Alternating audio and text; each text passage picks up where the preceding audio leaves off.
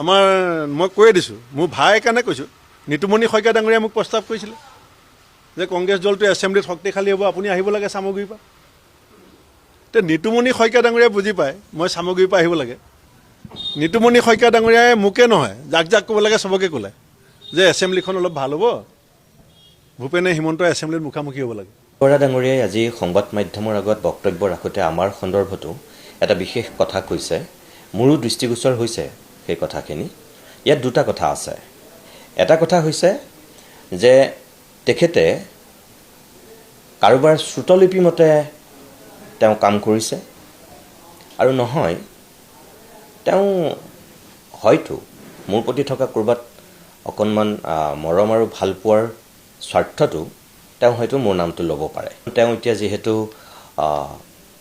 নিজৰ স্থিতি হেৰুৱাই বেলেগ এটা দললৈ যাবলৈ তেওঁ সাজু হৈছে, গতিকে তেওঁ স্বাভাৱিকতে এতিয়া যিটো দলত যাব সেই দলৰ হৰ্তাকৰ্তা বিধতাৰ শ্ৰুতলিপি মতে তেওঁ এতিয়া যিকোনো কথাই ক'ব পাৰে, যিকোনো পৰ্যায়লৈকে তেওঁ যাব পাৰিব। তাত মোৰ এই মুহূৰ্তত বিশেষ ক'বলগীয়া একো নাই। আৰু আনফালেদি তেওঁ যিটো যদি মোক ভাল পাই পেলাই তেওঁ মোৰ নামটো ল'লে, তেতিয়াহ'লে মই তাত এইটোৱেই ক'ম যে তেওঁ অকণমান তাত কথাটো আৰু অকণ বহলাই ক'ব পাৰিলেহেঁতেন বা খোলাকৈ ক'ব লাগিছিল। প্ৰথম কথা হ'ল, মই তেখেতক কেতিয়াও উপযাচি পৰামৰ্শ দিবলৈ যোৱা নাছিলোঁ বা দিয়া নাছিলোঁ। তেখেতে মোক ফোন কৰিছিল, ফোন কৰি সেই সময়ত বাই ইলেকশ্যনৰ সন্দৰ্ভত কিবা কিবি কথা পাতিছিল। তেতিয়া মই তেখেতক কৈছোঁ যে আপুনি এগৰাকী ভাল কেণ্ডিডেট হয় যদি আপুনি তাত ইলেকশ্যন খেলে। আৰু অকল যে ভূপেন বৰাই মোৰ লগত ফোনত কথা পাতে সেইটোতো নহয়। বিজেপিৰ মানুহে কি মোৰ লগত কথা নাপাতে নেকি? বিজেপিৰ সাংসদ, বিধায়ক, মন্ত্ৰী বা বিজেপিৰ সভাপতিয়ে কি মোৰ লগত কথা নাপাতে নেকি? অজাপ, ৰাইজৰ দল বা আন ৰাজনৈতিক দলৰ নেতাই কি মোৰ লগত কথা নাপাতে নেকি? চবেই পাতে। তেনেকৈ ভূপেন বৰাইও মোৰ লগত এদিন কথা পাতোঁতে সেই প্ৰসংগটো মই কৈছোঁ। আৰু মইনো কি বেয়া কথা কৈছোঁ যে যিটো পৰিয়ালকেন্দ্ৰিক যিটো ৰাজনীতি, সেই ৰাজনীতিৰ প্ৰতি মানুহৰ যিটো ঘৃণা, আপুনি যদি তাত কেণ্ডিডেট হয় তেতিয়াহ'লে সেইটো অকণমান তাত জৱনিকা পৰিব, ভালহে হ'ব আপোনালোকৰ কাৰণে। আৰু কংগ্ৰেছৰ যিটো পুতৌ লগা দুৰ্বল বিৰোধীৰ ভূমিকা, অখিল গগৈ অকলেই বোলো বিধানসভাখনত বিৰোধীৰ ভূমিকা পালন কৰি আছে। আপোনালোকৰ বিধায়কসকলেতো সেই ভূমিকা ল'ব পৰা নাই। যদি আপুনি আহে, আপুনি অন্ততঃ হয়তো এটা স্থিতি ল'ব পাৰিব অখিল গগৈৰ লগত।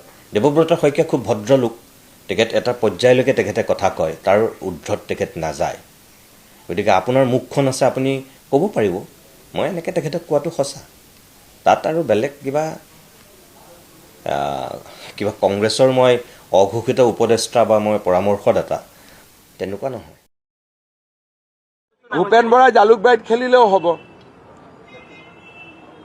ভূপেন বৰাৰ কাৰণে চাওক, জিকোৱা হাৰোৱা ৰাইজে কৰিব, কিন্তু ভূপেন বৰাই ইলেকশ্যন খেলিবৰ কাৰণে বিজেপিৰ দৃষ্টিভংগীৰ পৰা ভাল চিটৰ এটা অভাৱ নাই।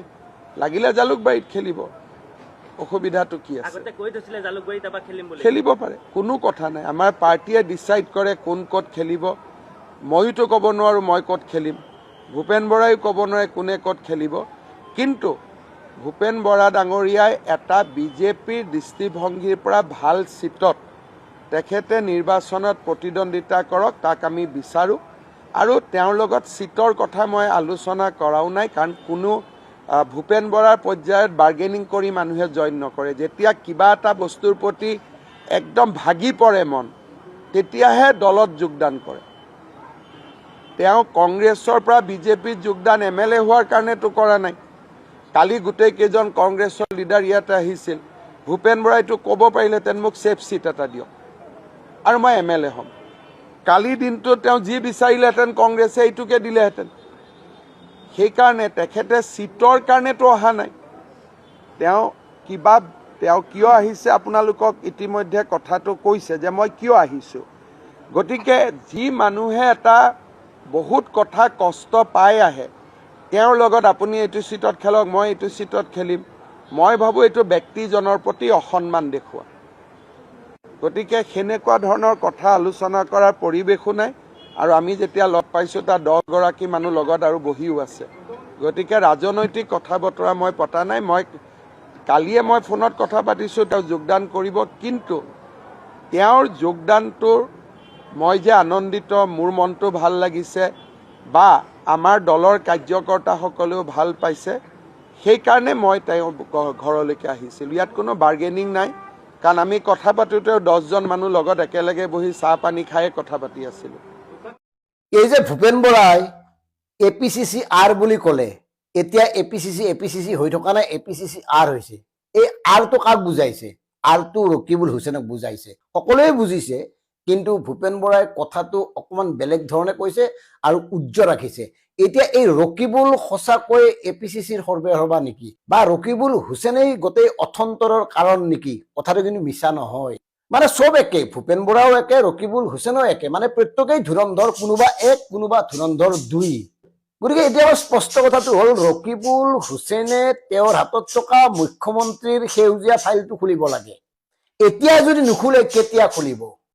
চাওক, ৰকিবুল হুছেইনে এই ফাইলটো লগত লৈ ফুৰে আৰু মাজে মাজে সংবাদ মাধ্যমক দেখুৱাই কয় যে এইটো খুলিলে হিমন্ত ৰক্ষা নাই। কেতিয়া খুলিব? এতিয়াই যদি নুখুলে মানে কি? এই মানেটোৰ আঁৰত আছে গোটেইবোৰ কথা, আৰু গোটেইবোৰেই ডক্টৰ হিমন্ত বিশ্ব শৰ্মা ডাঙৰীয়াৰ হাতৰ পুতলা। সি ৰকিবুল হুছেইনেই হওক, ভূপেন বৰাই হওক, প্ৰদ্যুৎ বৰদলৈয়ে হওক, ৰেকিবুদ্দিন আহমেদে হওক, নন্দিতা দাসেই হওক, লিষ্টখন দীঘলীয়া, আগতেও কৈছো। গতিকে এওঁলোকক নিয়ন্ত্ৰণ কৰি আছে হিমন্ত বিশ্ব শৰ্মা ডাঙৰীয়াই। আৰু আমি বুজিম যদি এতিয়া এই পৰিৱেশতো ৰকিবুল হুছেইনে সেই ফাইলটো নুখুলে, নিশ্চয় তাত একো বৰ বিশেষ নাই। হিমন্ত বিশ্ব শৰ্মাৰ ইংগিততহে এই কথাবোৰ কৰি আছে। কাৰণ ৰকিবুল হুছেইনৰ দিনতে আটাইতকৈ গড় হত্যা হৈছিল, এই কথাটো প্ৰত্যেকেই কয়। গড় হত্যাকাৰী বুলি কয় ৰকিবুল হুছেইনক একাংশ নেতাই। ৰকিবুল হুছেইনৰ বিৰুদ্ধে একাধিক অভিযোগ আছে তেওঁৰ ঘৰ দুৱাৰ সা সম্পত্তিক লৈ। গতিকে তাৰ পিছতো ৰকিবুল হুছেইনক কিয় APCCত গুৰুত্ব দি থকা হৈছে, কিয় ৰকিবুল হুছেইনৰ কথা মতে চলিবলৈ বাধ্য হৈছে গৌৰৱ গগৈ ডাঙৰীয়া, এই কথাটো কিন্তু গুৰুত্বপূৰ্ণ। আৰু মন কৰক, মানে ভূপেন বৰাই কৈছে তেওঁৰ স্বাভিমান আছে, আত্মসন্মান আছে। 32 বছৰ স্বাভিমান নাছিল নেকি? মানে 32 বছৰ আপোনাৰ মেৰুদণ্ডডাল বেকা হৈয়ে আছিল, এতিয়াই চিন্তা কৰিলে যে আপোনাৰ মেৰুদণ্ডডাল বেকা, গতিকে বেকা হৈ থাকিব নোৱাৰে। 32 বছৰ পিছত এই অনুভৱ কিয়? মানে এওঁলোক সঁচাই 2 নম্বৰী। গতিকে এই 2 নম্বৰী মানুহখিনিৰ পাল্লাত পৰি অসমৰ সাধাৰণ জনতাৰ নগুৰ নাগতি হৈছে, ভোটাৰসকল সন্দিহান হৈ পৰিছে। এওঁলোকৰ ধান্দা ঠিকেই আছে, ৰাজপাট দখল, ক্ষমতাত থাকিব লাগে, লাভবিলাক কৰি চলিব লাগে, সা সম্পত্তি ঘটাব লাগে, বাকী সাধাৰণ জনতাক মূৰ্খ বনাব লাগে, এয়াই নাটক। গতিকে ডিগি ফেক্টৰ স্পষ্ট কথা, এই নাটক কৰা অভিনেতাসকলৰ মুখাবোৰ আমি খুলিব লাগে। গতিকে সেইকাৰণে ৰকিবুল হুছেইনক কৈছো, পাৰে যদি খোলক, দম আছে যদি, সাহস আছে যদিহে আপুনি হিমন্ত বিশ্ব শৰ্মা ডাঙৰীয়াৰ এজেণ্ট নহয়। আৰু এইখিনিতে আমি গৌৰৱ গগৈক এটা বিনামূলীয়া পৰামৰ্শ দিব খুজিছো। মাজে সময়ে যে চৰ্চা চলি থাকে আপোনালোকৰ দলত বিজেপিৰ এজেণ্ট আছে, আপোনালোকেও জানে, এই এজেণ্টবোৰক উলিয়াই দিয়ক। কিয় ৰকিবুল হুছেইনক ক'ব পৰা নাই আপুনি নালাগে বহক, হ'ব আৰু আপুনি বেলেগক এৰি দিয়ক? কিয় ৰিপুন বৰাক আকৌ আকোৱালি ল'লে? কিয় প্ৰদ্যুৎ বৰদলৈক ইমান গুৰুত্ব দিয়ে? আৰু আমি আজিয়ে কৈছো, যদিহে মাৰ্ঘেৰিটাত প্ৰদ্যুৎ বৰদলৈৰ পুত্ৰ প্ৰতীক বৰদলৈয়ে টিকট নাপায়, প্ৰতীক বৰদলৈ নহলে দেউতাক বিজেপিত যাব, লিখি ৰাখক অনাগত সময়ত। মুখ্যমন্ত্ৰী ডাঙৰীয়াই ঠিকে কৈছে, 29লৈকে চাবই নালাগে, তাৰ পূৰ্বে যাব যদিহে অংকবোৰ নিমিলে। এওঁলোকৰ মূল ধান্দা হ'ল অংক, অংকটোৱে মেইন, বাকী বাদ দিয়ক সাধাৰণ জনতাৰ কথা। এনেই কয় জনতাৰ কথা, সংবাদ মাধ্যমৰ আগত সাধাৰণ ৰাইজৰ কথা এনেই কয়। ৰাইজ কোনখিনি ৰাইজে তেওঁলোকক গুৰুত্ব দিয়ে, সেই ৰাইজখিনি কিন্তু বিচাৰি নাপায়। গতিকে এইসকল নেতাক উলিয়াই দি নতুনকৈ গঠন কৰক কংগ্ৰেছটো, যদি পাৰে। অকণমান সময় লাগিব, কঠিন হ'ব, কিন্তু অসম্ভৱ নহ'ব। এনেকৈ যদি থাকে মানে অসমৰ যিটো ৰাজনীতিৰ মূল্যবোধ সম্পূৰ্ণ নোহোৱা হৈ যাব। আৰু গৌৰৱ গগৈ ডাঙৰীয়া, আপুনি সঁচাকৈ যদি মূল্যবোধৰ ৰাজনীতি কৰিব খোজে, তেতিয়াহ'লে জাবৰবোৰ আঁতৰ কৰক। আমি বাৰে বাৰে কৈ আহিছো, এই জাবৰবোৰ মুকলিকে আঁতৰ কৰি দিয়ক। হয়তো আপোনাক বেয়া পাব, কংগ্ৰেছৰ ক্ষতি হ'ব পাৰে বিত্তীয় ক্ষেত্ৰত, বাদ দিয়ক। ক্ষতি কিমান দিন হ'ব, কিমান বছৰলৈকে হ'ব? নতুন প্ৰজন্মৰ আস্থা অটুট ৰাখিবলৈ হ'লে মূল্যবোধৰ ৰাজনীতি আৰম্ভ কৰিবই লাগিব। কোনোবা নহয় কোনোবাই ইয়াৰ আৰম্ভণি কৰিব লাগিব। যিহেতুকে আপুনি এগৰাকী উচ্চ শিক্ষিত ব্যক্তি, আপোনাৰ দক্ষতা, যোগ্যতা, বিচক্ষণতা আছে, ৰাষ্ট্ৰীয় পৰ্যায়ত আপুনি সুনাম অৰ্জন কৰিবলৈ সক্ষম হৈছে, গতিকে ইয়াৰ নেতৃত্ব আপুনি লওক। প্ৰত্যাহ্বান আহিব, প্ৰত্যাহ্বান থাকিবই। আজি এই ফলাফল আশা কৰি লাভ নাই, অনাগত সময়ৰ কথা ভাবি এই কথাবোৰ যদি কৰে তেতিয়াই কিবা এটা হ'ব, নহ'লে ফুচ একো নহ'ব। বাকী অসম গণ পৰিষদৰ কথা কৈয়ে লাভ নাই। এতিয়া মেৰুদণ্ড চিধা কৰি ৰাজনীতি কৰি আছে কেৱল লুৰিণজ্যোতি গগৈ, বাকী প্ৰত্যেকেই মেৰুদণ্ড এনেকে দিছে। গতিকে কথাবোৰ গুৰুত্ব সহকাৰে বিবেচনা কৰিব। আৰু ৰকিবুল হুছেইনে হিমন্ত বিশ্ব শৰ্মা ডাঙৰীয়াৰ বিৰুদ্ধে দেখুৱাই থকা ফাইলটো খুলিব লাগে। আৰু ভূপেন বৰাকো এটা কথা কৈছো, আপুনি যে সুবিধাজনক মানুহ নহয় আমি ইতিমধ্যে কৈছো। গতিকে আপোনাৰ যিটো স্থিতি, যিটো অস্তিত্ব, যিটো মান মৰ্যাদা সেয়া আগতেও নাছিল, এতিয়াও নাই, ভৱিষ্যতেও নাথাকে। কাৰণ ৰাজনীতিত কেৱল আপুনি নিজৰ কাৰণে চিন্তা কৰিছে, নিজৰ বাবে ৰাজনীতি কৰি আছে। নমস্কাৰ প্ৰিয় বন্ধু বান্ধৱীসকল, এতিয়া আপোনালোকে গম পালে নহয় কংগ্ৰেছৰ কিমান শক্তি। এজন কংগ্ৰেছীক নিবৰ বাবে মুখ্যমন্ত্ৰী ডাঙৰীয়া আহি নিজে ঘৰত তেওঁক মানে কিমান খাতিৰ কৰিবলগীয়া এটা অৱস্থা হৈছে। সেইজন মানুহক, যিজন মানুহক তেখেতে কালিলৈকে চৰিত্ৰহীন বুলি কৈ আছিলে। আপুনি আজিৰ তাৰিখত যদি অসম বিজেপিত আপুনি দূৰ দূৰণিলৈকো আপুনি চাই, আপুনি প্ৰকৃত বিজেপি এজনকো আপুনি এটা ভাল পদবীত আপুনি দেখা নাপাব। যিমান আজিৰ তাৰিখত অসমত চলি থকা চৰকাৰখন আছে, নামতহে বিজেপি চৰকাৰ, কিন্তু গোটেইখিনি আমাৰ হয়, চব আমাৰ মানুহ হয়। মুখ্যমন্ত্ৰী হওক, বিত্তমন্ত্ৰী হওক, মানে জলসম্পদ বিভাগৰ মন্ত্ৰী হওক, মুঠতে যিয়ে নহওক, মুঠতে সকলো আমাৰ মানুহ। মানে আজিৰ তাৰিখত আমি কংগ্ৰেছ ইমানেই বেছি শক্তিশালী হিচাপে আছোঁ যে কংগ্ৰেছ যিখিনি আমি অসম প্ৰদেশ কংগ্ৰেছত আমি আছোঁ, সেইখিনি হৈছোঁ আমি এ টিম, আৰু আমাৰ এটা টিম আছে বি টিম। সেই বি টিমটোক আমি বিজেপি চলাবলৈ পঠিয়াই দিছোঁ। আপোনালোকে গম পাইছে, আজি কংগ্ৰেছ নহ'লে বিজেপি কোনোপধ্যেই চলিব নোৱাৰে। সেইকাৰণে আজি মুখ্যমন্ত্ৰী হিমন্ত বিশ্ব শৰ্মা আহি ভূপেন বৰাৰ ঘৰত পৰ দিবহি লগা হৈছে। অথচ সেইজন ভূপেন বৰাক কালিলৈকে তেওঁলোকে চৰিত্ৰহীন বুলি কৈছিলে। মহিলা আয়োগৰ অধ্যক্ষা আঙুৰলতা ডেকাৰ দ্বাৰা তেওঁলোকে কেছ দিছিল। আৰু মীৰা বৰঠাকুৰ বাইদেউৰ ঘৰলৈও SP গৈছিল বুলি আমি শুনিছোঁ। দেৱব্ৰত শইকীয়াৰ ঘৰলৈও যোৱাৰ কথা আছিলে। তদন্ত পৰ্যন্ত তেওঁলোকে দি দিছিল। আৰু তাতোতকৈও বেছি বেয়া লাগিছে লখিমপুৰৰ সেইগৰাকী মহিলালৈ, যিগৰাকী মহিলাই মেডিকেল কলেজলৈ গৌৰৱ গগৈহঁত যাওঁতে ভূপেন বৰাৰ ওপৰত মানে অভিযোগৰ আঙুলি টোৱাইছিল যে তেখেতে অশ্লীলভাৱে তেখেতৰ শৰীৰ স্পৰ্শ কৰিছে বুলি। এনেকুৱা ধৰণৰ গোটেই কথা বতৰাৰে গোটেই অসমৰ মিডিয়া ভৰি আছিলে। আৰু এটা কথা আমি ক'ব লাগিব যে ভূপেন বৰাৰ যিবোৰ অশ্লীল কথা বতৰা, ভূপেন বৰা চৰিত্ৰহীন, এনেকুৱা ধৰণৰ কথা বতৰাৰে মহিলা আয়োগে কেছ দিছে, আমুক কৰিছে, তামুক কৰিছে, গোটেই মিডিয়াই মানে পূৰা ৰসাল কৰি তুলিছিলে। মিডিয়াই জানে যে এই কথাবোৰ অসত্য, আৰু এই কথাবোৰত লাগি থকাতকৈ আমি অসমৰ যিবোৰ প্ৰকৃত সমস্যা আমি সেইবিলাকৰ ওপৰত মাত মাতোঁ। আমি যিবোৰ বিভাগত দুৰ্নীতি হৈ আছে আমি সেইবোৰ উদঙাওঁ। সেইবোৰতকৈও বেছি কিন্তু মিডিয়াই এই ভূপেন বৰাৰ এইবিলাক কথা বা ভূপেন বৰাই পদত্যাগ কৰিলে ইমানেই বেছি ভূপেন বৰা হৈ মানে বহুত বেছি এনেকুৱা ধৰণৰ হৈ আছে যে TRP য'ৰ পৰা পায় তাতেই মানে তেওঁলোকে ফচি আছে। কিন্তু এতিয়া কথাটো হৈ গ'ল যে TRPতকৈও অসমৰ সমস্যাই যে প্ৰাধান্যতা পাব লাগিছিলে সেই কথাটো আমি দেখা পোৱা নাই। এতিয়া ৰাজনীতি আপোনালোকে দেখিলেই নহয় যে কেনেদৰে যিজন মানুহক চৰিত্ৰহীন বুলি কোৱা হৈ আছিলে সেই মানুহজনকে পুনৰ আজিৰ তাৰিখত তেখেতৰ ঘৰত গৈ পৰ দি বহি আছেগৈ, আৰু তেখেতৰ পত্নীয়ে আকৌ তেখেতক ধূপ ধূনা দি পেলানি আদৰিছে। গতিকে ৰাজনীতি এয়াই। তাৰ লগে লগে আপোনালোকে দেখিলেও যে কংগ্ৰেছৰ কিমান পাৱাৰ, কংগ্ৰেছীৰ কিমান পাৱাৰ। আজি কংগ্ৰেছী লোকক নিবলৈ তেওঁলোকে তৰ্পি আছে। তাৰমানে তেওঁলোকে বিজেপিত এনেকুৱা উপযুক্ত তেওঁলোকে প্ৰাৰ্থী বনাবই নোৱাৰিলে আজিৰ তাৰিখলৈকে। তেওঁলোকক আজিৰ তাৰিখলৈকে কংগ্ৰেছৰ মানুহৰে প্ৰয়োজন হৈ আছে। আপোনালোকে ভাবকচোন, তেখেতলোকৰ 10টা বছৰ হৈ গ'ল শাসন কৰা, কেন্দ্ৰত 12টা বছৰ হৈ গ'ল, কিন্তু তেখেতলোকে আজিৰ তাৰিখতো কংগ্ৰেছী মানুহলৈ তেওঁলোকৰ ইমান মানে লোভ, কংগ্ৰেছী মানুহ নহ'লে তেওঁলোকে শাসন চলাবই নোৱাৰে। গতিকে আপোনালোকে কথাবোৰ নিজে বিচাৰ আৰু বিবেচনা কৰক যে কংগ্ৰেছ আমি কিমান শক্তিশালী। ধন্যবাদ। কালিৰ পৰা বিৰোধী শিবিৰ আৰু কংগ্ৰেছ দল, ভূপেন বৰা প্ৰাক্তন সভাপতি কংগ্ৰেছ দলৰ, তেওঁৰ দল ত্যাগক লৈ ব্যস্ত হৈ আছে। বিৰোধী যিমান ব্যস্ত হৈ আছে, কংগ্ৰেছ দল বিশেষকৈ আজিৰ দিনটোত কংগ্ৰেছ দল বেছি ব্যস্ত হৈ আছে। যিটো সময়ত ব্যস্ত হৈ আছে সেই সময়ত আমি দেখিছোঁ গোটেই সংবাদ মাধ্যমত কেৱল ভূপেন বৰা সম্পৰ্কীয় বাতৰি আৰু মুখ্যমন্ত্ৰীয়ে কি প্ৰতিক্ৰিয়া ব্যক্ত কৰিছে সেই সম্পৰ্কীয় বাতৰি প্ৰকাশ পাই আছে। সকলোতকৈ ডাঙৰ কথাটো হ'ল ভূপেন বৰাৰ দৰে ব্যক্তি আগতেও প্ৰাক্তন বিধায়ক বা ৰাজ্যিক সভাপতি এনেকুৱা পৰ্যায়ৰ ব্যক্তিয়ে ইতিমধ্যে কংগ্ৰেছ দল এৰিছে। তাৰ জ্বলন্ত উদাহৰণ হ'ল ভুৱনেশ্বৰ কলিতা। বৰ্তমান তেওঁ ৰাজ্যসভাৰ সাংসদ হিচাপে আছে। তেওঁ ভূপেন বৰাতকৈ অধিক গুৰু দায়িত্ব লৈ কংগ্ৰেছ দলত আছিল। আৰু এটা কথা স্বীকাৰ কৰিব লাগিব, যিটো সময়ত ভুৱনেশ্বৰ কলিতাই কংগ্ৰেছ দলত দায়িত্ব লৈ আছিল সেই সময়ত কংগ্ৰেছ দলটোৰ জয়ময় অৱস্থা আছিল।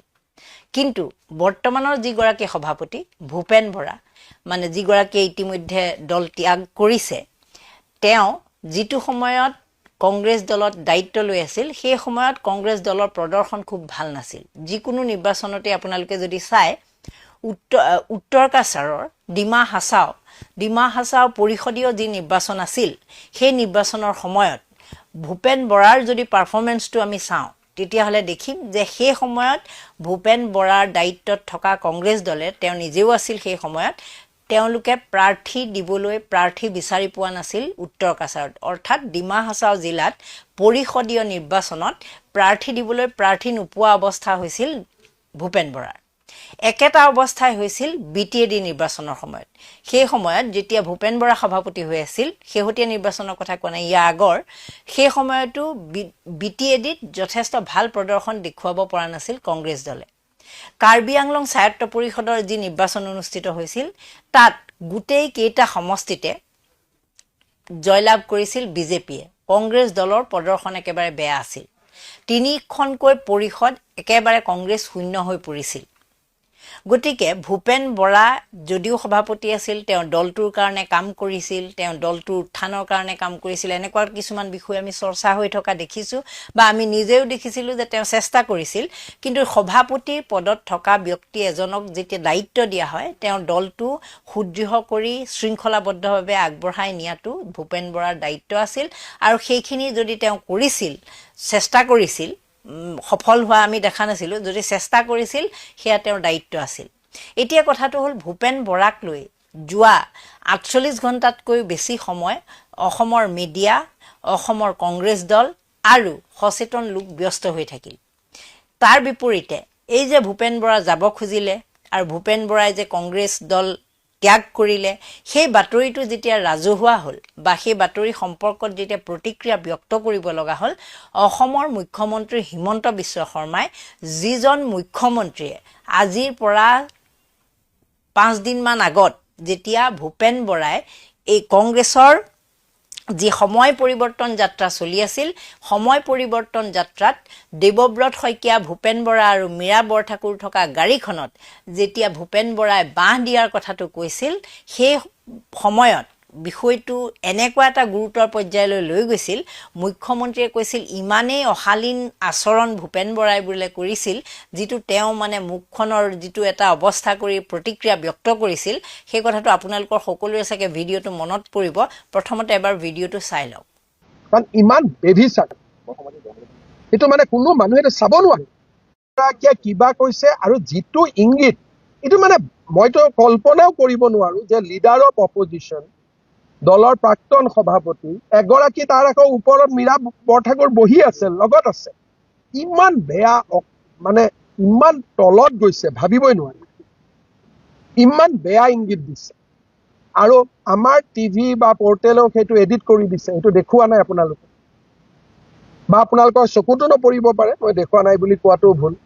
এই ভিডিঅ'টোত মুখ্যমন্ত্ৰীগৰাকীয়ে এনেকৈ কৈছে যে ভূপেন বৰাই যিটো এটা ভংগীমা দেখাইছিল, এই ভংগীমাটো একেবাৰে অসৎ, অশ্লীল, তেওঁ জীৱনত ইমান অশ্লীল ভংগীমা দেখা নাই, আৰু যিটো কাৰণে তেওঁ মহিলা আয়োগক নিজাববীয়াকৈ গোচৰ তৰাৰ কথা কৈছিল।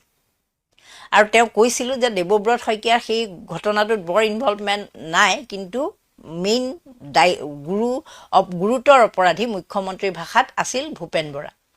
সেই ভূপেন বৰাই যেতিয়া কংগ্ৰেছ দল ত্যাগ কৰিলে 5 দিন আগত যিজন ভূপেন বৰা অশ্লীল আছিল, যিজন ভূপেন বৰাই লখিমপুৰত মহিলা এগৰাকীক অশালীন আচৰণ কৰা বুলি বিজেপি দলে তালফাল লগাইছিল, সেইজন ভূপেন বৰা এতিয়া মুখ্যমন্ত্ৰীৰ বন্ধু হৈ পৰিল।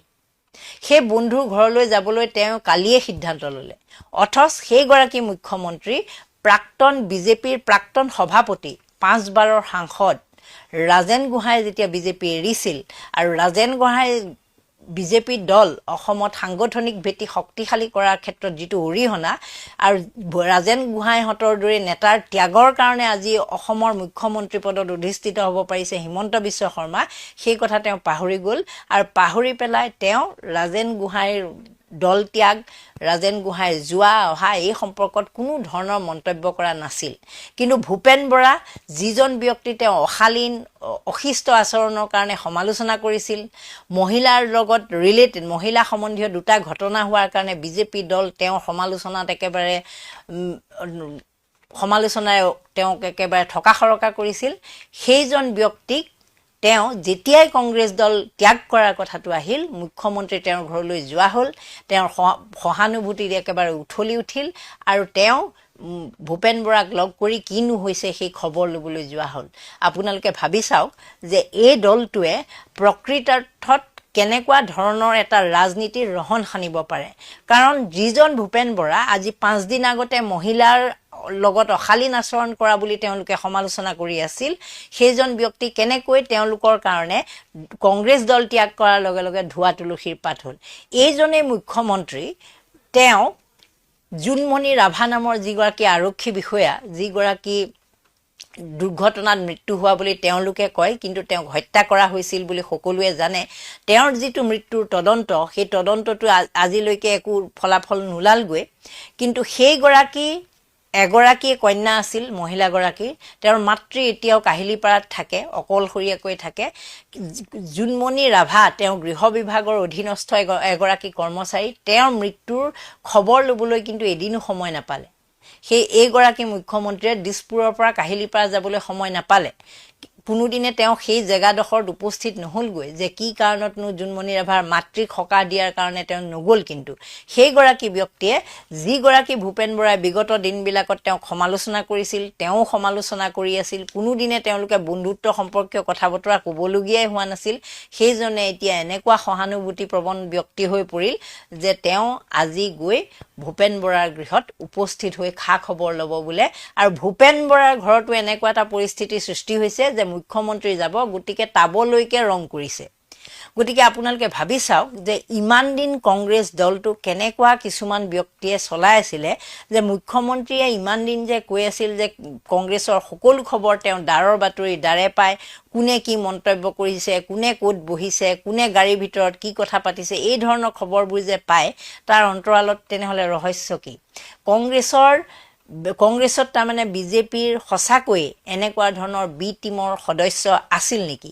কাৰণ যিগৰাকী ভূপেন বৰাই বিগত দিনবিলাকত এনেকুৱাই মুখ্যমন্ত্ৰীক গালি খপনি পাৰি আছিল, বিভিন্ন ধৰণে সমালোচনা কৰি আছিল, আজি সেইগৰাকী মুখ্যমন্ত্ৰীক তেওঁ কালি যেতিয়াই দল ত্যাগ কৰিলে, তাৰপিছতে তেওঁ মুখ্যমন্ত্ৰী ডাঙৰীয়া, মুখ্যমন্ত্ৰী আহিব পাৰে, মুখ্যমন্ত্ৰী আহিলে তেওঁ গৌৰৱবোধ কৰিব, এনেকুৱা ধৰণৰ মন্তব্য কৰিবলৈ ল'লে মাত্ৰ 3-4 ঘণ্টাৰ বিৰতিত।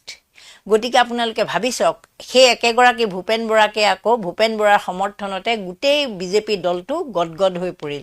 মানে ভূপেন বৰা উপেক্ষিত, ভূপেন বৰাক উপেক্ষা কৰা হৈছে, গুৰুত্বহীন হৈ আছিল, এই ধৰণৰ বিষয়বোৰ তেওঁলোকে উপলব্ধি কৰিলে যেতিয়াই ভূপেন বৰাই দল ত্যাগ পত্ৰখন প্ৰেৰণ কৰিলে। গতিকে বিজেপিৰ লেতেৰা ৰাজনীতি ইয়াতকৈ আৰু প্ৰমাণ নালাগে। তাতকৈ বিজেপিয়ে কি ডাঙৰ লেতেৰা ৰাজনীতি কৰিছে আপোনালোকে চাওক। ভূপেন বৰাক পদত্যাগৰ, দল ত্যাগৰ এই বিষয়টোত সকলোকে ব্যস্ত ৰাখি, মিডিয়াৰ পৰা সচেতন নাগৰিক, কংগ্ৰেছ দল সকলোকে ব্যস্ত ৰাখিছে। কিন্তু আটাইতকৈ ডাঙৰ কথাটো হ'ল কালিলৈ কংগ্ৰেছৰ নেত্ৰী প্ৰিয়ংকা গান্ধীৰ দায়িত্বতে এইবাৰ অসম কংগ্ৰেছৰ যি নিৰ্বাচনী ৰণকৌশল বনোৱা হ'ব, প্ৰস্তুতি তেওঁ কৰিব, তেওঁ প্ৰাৰ্থিত্বৰ বিষয়ত সিদ্ধান্ত ল'ব, সেইগৰাকী নেত্ৰী কালিলৈ অহা কথা আছিল। কিন্তু এতিয়া আজি এই সময়ত কংগ্ৰেছ দলটো ব্যস্ত থাকিব লগা হৈছে যে ভূপেন বৰাই কি কয়, ভূপেন বৰাই বা কিবা লগত কাক নিয়ে, এই ধৰণৰ বিষয়বোৰৰ লৈ তেওঁলোক ব্যস্ত থাকিব লগা হৈছে।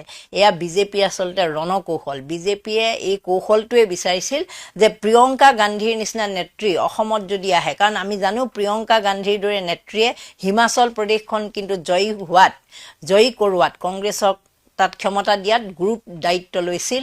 সেই একেগৰাকী নেত্ৰীয়ে তেলেংগানাত বিজেপিক হটাই, বিজেপিক আঁতৰাই কংগ্ৰেছক ক্ষমতালৈ অনাত গুৰু দায়িত্ব লৈছিল। কৰ্ণাটকতো তেওঁ যেতিয়া মুখ্যমন্ত্ৰী আৰু উপ মুখ্যমন্ত্ৰী শিৱ কুমাৰৰ মাজত যেতিয়া মনোমালিন্য হৈছিল, সেই সময়তো প্ৰিয়ংকা গান্ধীয়ে গুৰু দায়িত্ব লৈছিল, মিডল মেনৰ ভূমিকা লৈ তেওঁ সফল কৰি তুলিছিল, তেওঁলোকক একেলগে থকা এটা পজিশ্যনলৈ লৈ আহিছিল। সেইগৰাকী নেত্ৰী অসমলৈ অহা কথা আছে কালিলৈ, আৰু এই দিনটোত আজি কংগ্ৰেছ নেতৃত্ব কি কথাত ব্যস্ত থাকিব লগা হৈছে, আৰু ইয়াৰ কাৰণে মূল দায়ী কোন? ইয়াৰ কাৰণে মূল দায়ী হ'ল যিগৰাকী ভূপেন বৰা কংগ্ৰেছ দলৰ জহতে তেওঁ এসময়ত পাৰ্লিয়ামেণ্টাৰী ছেক্ৰেটাৰী হৈছিল, এসময়ত বিধায়ক হৈছিল আৰু কংগ্ৰেছৰ দৰে ৰাষ্ট্ৰীয় দলৰ ৰাজ্যিক সভাপতি হৈছিল।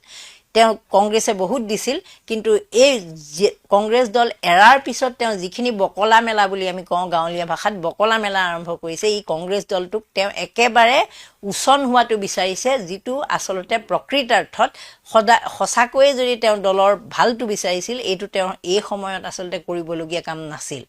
এই কথাটো একেবাৰে 100% নিশ্চিত, কাৰণ দল এৰাৰ পাছত দল এৰিছা, তুমি বেয়া পাইছা, সেইটো এটা বেলেগ কথা, কিন্তু বিজেপিক উৎসাহিত কৰি তেওঁ কংগ্ৰেছক একেবাৰে নিচিহ্ন কৰাৰ যিটো পৰিকল্পনা লৈ দলটো এৰি যাব খুজিছে, এই কথাটো শেহতীয়াকৈ প্ৰতিটো তেওঁৰ বাক্যত পৰিস্ফুট হৈছে, স্পষ্ট হৈ ওলাই পৰিছে যে তেওঁ বিগত দিনবিলাকত আচলতে কিমান শুভাকাংক্ষী হিচাপে কংগ্ৰেছ দলটোত আছিল।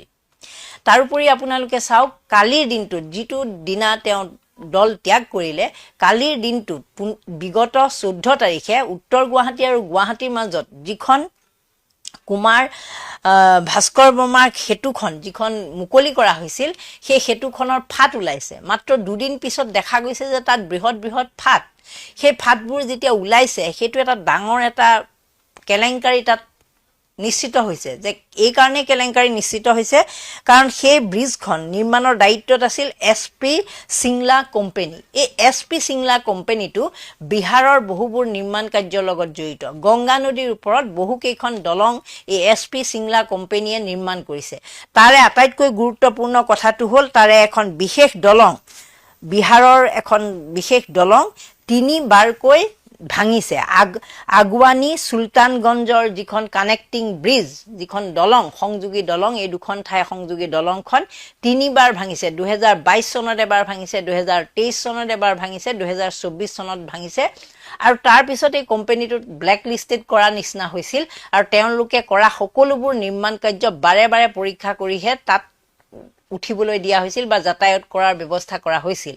অসমৰ ক্ষেত্ৰত এই কোম্পানীটোৱে এই দলংখন নিৰ্মাণ কৰিছিল, আৰু এই দলংখন নিৰ্মাণ কাৰ্য আৰু সম্পূৰ্ণ হোৱাৰ পাছত মুখ্যমন্ত্ৰী বৰবৰ কথাবোৰ আপোনালোক সকলোৱে শুনিছে।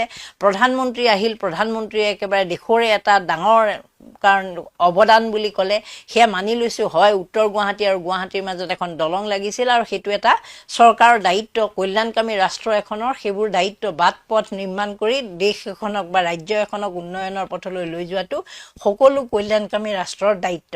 কিন্তু সেইটোকে তেওঁলোকে সেই সফলতা হিচাপে কৈছে বা ক'বলৈ দিছে, বা ৰাইজেও মানি লৈছে তেওঁলোক সফল হৈছে বুলি। কিন্তু তেওঁলোকে যদি বৃহৎ কমিশ্যন লৈ এই যিটো কোম্পানী ইতিমধ্যে 3 বাৰকৈ একেখন ব্ৰিজে ভাঙি পৰিছে, মই ইতিমধ্যে আপোনালোকক কৈছোঁ, আগুৱানী আৰু সুলতানগঞ্জৰ মাজত নিৰ্মাণ হোৱা এই দলংখন 3 বাৰ ভাঙি গৈছে। সেই দলংখন ভঙা দলংখন 3 বাৰ নিৰ্মাণ হোৱাৰ পাছতো যাতায়াতৰ সা সুবিধা নথকা সেই কোম্পানীটোক অসমত নিৰ্মাণ কাৰ্য সম্পন্ন কৰিবলৈ দিয়াটোৱে প্ৰকৃতাৰ্থত কি সূচায়? কালিৰ দিনটোৰ কাৰণে আটাইতকৈ গুৰুত্বপূৰ্ণ বাতৰি আছিল এইটো, যিখন ব্ৰিজ তেওঁলোকে নিৰ্মাণ কৰিলে আৰু নিৰ্মাণ কৰি বাহ ল'বলৈ প্ৰধানমন্ত্ৰী নৰেন্দ্ৰ মোদীক মাতি আনিলে। বিগত প্ৰায় 1.5 সপ্তাহ এই কথাটোক লৈ সকলোৱে পাব্লিচিটি ল'লে, ব্যস্ত থাকিল, মুখ্যমন্ত্ৰী ব্যস্ত থাকিল, প্ৰধানমন্ত্ৰী আহিও ডাঙৰ ডাঙৰ ভাষণ দি গ'ল, কিন্তু সেইখন ব্ৰিজে মাত্ৰ এটা দিনৰ পাছত চিৰাল ফাট দিলে। গতিকে ইয়াৰ পৰা আচলতে কালিৰ দিনটোৰ এইটো এটা আলোচনাৰ বিষয় হ'ব লাগিছিল, চৰ্চাৰ বিষয় হ'ব লাগিছিল, কিন্তু সেই বিষয়টো সিমান গুৰুত্ব নাপালে। দ্বিতীয় কথাটো আছিল APSCৰ কালি চূড়ান্ত ফলাফল ওলাইছিল। 278 গৰাকী প্ৰাৰ্থীয়ে তাত ফলাফল ওলাইছিল আৰু তেওঁলোক উত্তীৰ্ণ হৈছিল। বিভিন্ন শাখাত তেওঁলোকে নিযুক্তি পোৱাৰ কথা ঘোষণা হৈছিল আৰু কালিৰ দিনটোতে 2 ঘণ্টা ফলাফল ৰখাৰ পাছত ৱেবছাইটত বাতিল কৰা হৈছিল। আজি আকৌ পুনৰবাৰ ফলাফল তেওঁলোকে ঘোষণা কৰিছে, ৱেবছাইটত আহিছে ফলাফলটো। কিন্তু কথাটো হ'ল মুখ্যমন্ত্ৰীয়ে কৈছে যে এটা সৰু বিসংগতি থাকি গৈছিল, সেইকাৰণে এই ফলাফল বাতিল কৰিব লগা হ'ল। কিন্তু আমাৰ কথাটো হ'ল সৰুৱে হওক, ডাঙৰেই হওক, কমাই হওক বা ফুল ষ্টপেই হওক, কিবা যদি বিসংগতি থাকি গৈছিল, এই বিসংগতি কিহৰ কাৰণে হ'ল? কাৰণ এই চৰকাৰখনে সদায় দাবী কৰি আহিছে যে APSCৰ সংস্কাৰ কৰিছে এইখন চৰকাৰে। যদি APSCৰ প্ৰকৃতাৰ্থত সংস্কাৰ হৈছে, APSC হ'ল অসম চৰকাৰৰ অধীনস্থ বিভাগৰ আটাইতকৈ গুৰুত্বপূৰ্ণ পৰীক্ষা। ইয়াতকৈ ডাঙৰ পৰীক্ষা অসমত নহয়। গতিকে আটাইতকৈ ডাঙৰ আৰু গুৰুত্বপূৰ্ণ পৰীক্ষাটোত যদি এনেকৈ ফলাফল ওলোৱাৰ 2 ঘণ্টাৰ পিছত বাতিল কৰিব লগা হয়, সৰুৱে হওক, ডাঙৰেই হওক, ফুল ষ্টপেই হওক, কমাই হওক, কিবা প্ৰয়োজনীয় বস্তু যদি তাত থাকি যাবলগীয়া হৈছে, তাৰ কাৰণে দায়ী কোন? তাৰ কাৰণে ৰেছপনচিবিলিটি, দায়িত্ববোধ কাৰ আছিল? কোনে কৰিব লাগিছিল সেই সংশোধনী? সেইখিনিতো জনতাৰ কাম নহয় বা পৰীক্ষাৰ্থীৰ কাম নহয়। এই বিগত 24 ঘণ্টাত এনেকুৱা ধৰণৰ সিদ্ধান্ত লৈ আকৌ পুনৰবাৰ বাৰু আজি ফলাফল দিলে, সেইটো আমি মানি ল'লোঁ। কিন্তু মানুহক যে এই চোকা মেধাৱী ছাত্ৰ ছাত্ৰীসকলক যে টেনশ্যনত যে ৰাখিলে, ইয়াৰ কাৰণে দায়ী কোন? এই চৰকাৰখন নহয়নে? কালি এই বিষয়টো চৰ্চাৰ বিষয় হ'ব নালাগিছিল নে? কিন্তু কালি এই বিষয়টো একেবাৰে গুৰুত্ব নাপালে। কাৰণ এবাৰ ভূপেন বৰাই কি কয়, এবাৰ ভূপেন বৰাৰ ঘৰৰ সন্মুখৰ পৰা সাংবাদিকে কথাখিনি কয়, এবাৰ ভূপেন বৰা শুবলৈ গ'ল বুলি সাংবাদিকে কথাখিনি কয়, এবাৰ মুখ্যমন্ত্ৰীয়ে কি ক'লে সেই সম্পৰ্কত কথাখিনি কয়, এবাৰ আকৌ বেলেগ বিজেপি নেতাসকলে কি ক'লে সেই সম্পৰ্কত প্ৰতিক্ৰিয়া ব্যক্ত কৰে। এনেধৰণেই কালি আমাৰ সংবাদ মাধ্যম ব্যস্ত থাকিবলগীয়া হ'ল বা ব্যস্ত আমাক ৰাখিলে। তাৰপিছত আপোনালোকে চাওক, এইকেইদিন কংগ্ৰেছে যি যাত্ৰা উলিয়াইছিল, সেই যাত্ৰা সময় পৰিৱৰ্তনৰ যাত্ৰা।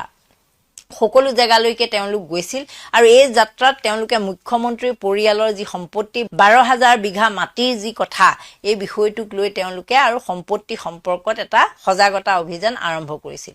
মুখ্যমন্ত্ৰীৰ সম্পত্তিৰ কথা কৈছিল, মামী বুলি সম্বোধন কৰি তেওঁলোকে বিভিন্ন ধৰণৰ শ্লোগান দিছিল। কিন্তু এই যে যিটো অভিযান চলি আছিল, তেওঁলোকে যিটো কৰি আছিল এই কামটো, বা এইখিনি সময়ত কংগ্ৰেছ দলে যিটো প্ৰস্তুতি কৰিছিল নিৰ্বাচনৰ কাৰণে, তেওঁলোকৰ নেতাসকল লগ হৈ এই ভূপেন বৰাৰ দল ত্যাগে এই গোটেই বিষয়টোত কিন্তু জ্যোতি পেলালে। একদম ৰখি যাব লগা হ'ল, ৰৈ গ'ল বিষয়টো। এইকাৰণে ৰৈ গ'ল যে মুখ্যমন্ত্ৰীৰ পত্নীৰ মাটি বিচৰা কামটো মাজুলীত হওক, বিভিন্ন স্থানত গৈ তেওঁলোকে যি প্ৰতিবাদী কাৰ্যসূচী লৈ আছিল, এইটোৱে মুখ্যমন্ত্ৰীকে ধৰি বিজেপিৰ কাৰণে এটা মূৰৰ কামৰণি আছিল। কাৰণ এই বিষয়টো যিমানেই কংগ্ৰেছ দলে বিভিন্ন ধৰণে বিভিন্ন জেগালৈ গৈ প্ৰতিবাদী কাৰ্যসূচী কৰিছে, মাটিৰ আগত মুখ্যমন্ত্ৰীৰ পত্নীৰ সম্পত্তিৰ আগত যি ধৰণৰ প্ৰতিবাদী কাৰ্যসূচী লৈছিল, তাৰ বিৰুদ্ধে মুখ্যমন্ত্ৰীয়ে ইতিমধ্যে উচ্চ ন্যায়ালয়ৰ কাষ চাপিছিল। মুখ্যমন্ত্ৰীয়ে কৈছিল যে আপোনালোকে প্ৰতিবাদ কৰিলে নহ'ব, ইয়াৰ স্পষ্ট প্ৰমাণ লাগিব। এনেকুৱা ধৰণৰ তেওঁলোকে মুখ বন্ধ কৰিছিলে। সমান্তৰালভাৱে তেওঁলোকে প্ৰচেছনটো, যিটো অভিযান তেওঁলোকে চলাই আছিল। কিন্তু এই অভিযানত ৰখাই দিবলৈ ভূপেন বৰাই কেনেকুৱা এটা গধুৰ দায়িত্ব কান্ধ পাতি ল'লে আপোনালোকে চাওক।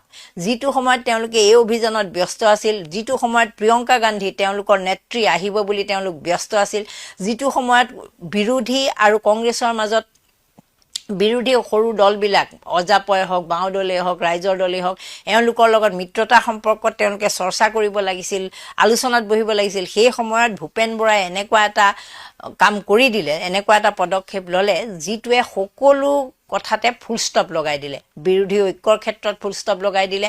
একেটা সময়তে মুখ্যমন্ত্ৰীৰ সম্পত্তি বিচৰা যি অভিযান কংগ্ৰেছে লৈছিল, সেইটোত ফুল ষ্টপ লগাই দিলে। একেটা সময়তে APSCৰ কথাটোত তেওঁলোকৰ যিটো দুখ আছিল, সেইটোত ফুল ষ্টপ লগাই দিলে। একেটা সময়তে এই যে মই SP চিংলা কোম্পানীৰ নিৰ্মাণ কাৰ্যত ফুল ষ্টপ লগাই দিলে। সমান্তৰালভাৱে গৰুখুটি উচ্চতৰ মাধ্যমিক বিদ্যালয়ত সেইদিনাখন পৰীক্ষাৰ সময়ত তেওঁলোকে প্ৰশ্ন কাকত সময়ত গৈ নাপালে, পৰীক্ষা 1.5 ঘণ্টা দেৰিকৈ অনুষ্ঠিত হ'ল, সেই বিষয়ত ফুল ষ্টপ লগাই দিলে। জনজাতিকৰণ যিটো অলপকৈ বিষয়টো কংগ্ৰেছে চৰ্চালৈ আনিছিল, সেই বিষয়টোত ফুল ষ্টপ লগাই দিলে। বিভিন্ন বিষয় তাৰ মানে এই সমগ্ৰ পৰিকল্পনাটো আছিল যে গৌৰৱ গগৈ পাকিস্তানৰ যিটো লিংক আনি আছিল এই বিষয়টো আমাক যে এটা বছৰ মুখ্যমন্ত্ৰীয়ে ব্যস্ত কৰি ৰাখিছিল তাৰপিছত যেতিয়া বিগত 10 ফেব্ৰুৱাৰীত সেই বিষয়ে সংবাদমেল দিলে আৰু সেইখন ফৌ হিচাপে পৰিগণিত হ'ল তাৰপিছত মুখ্যমন্ত্ৰী আচলতে কেন্দ্ৰীয় নেতৃত্বৰ সন্মুখত মুখ খুলিব নোৱাৰা এটা পৰিস্থিতিৰ সৃষ্টি হ'ল কাৰণ যিটো বিষয়ক লৈ তেওঁ ইমান দিন বিৰোধীক লক্ষ্য হিচাপে লৈ আছিল কংগ্ৰেছক হতাশগ্ৰস্ত কৰিব বুলি তেওঁ দায়িত্বভাৰ লৈছিল তেওঁলোকে কৈছিল তেওঁ জনাইছিল কেন্দ্ৰীয় নেতৃত্বক যে এই প্ৰদেশ কংগ্ৰেছৰ সভাপতি গৌৰৱ গগৈক পাকিস্তান লিংকৰ বিষয়টোত এনেধৰণে সাঙুৰি লোৱা হ'ব যে তেওঁ আৰু মুখ উলিয়াব নোৱাৰিব অসমত ভূমিকম্পৰ সৃষ্টি হ'ব এনেকুৱা কিছুমান প্ৰতিশ্ৰুতি দিছিল অসমৰ জনতাক সমান্তৰালভাৱে কেন্দ্ৰীয় নেতৃত্বক যেতিয়া সেয়া ফৌ এটা ফুটা বেলুন হিচাপে পৰিগণিত হ'ল তাৰপিছত আচলতে মুখ্যমন্ত্ৰীৰ অস্বস্তিত পৰিল সেই অস্বস্তিত পৰাৰ কাৰণে তেওঁ যিটো হাথিয়াৰ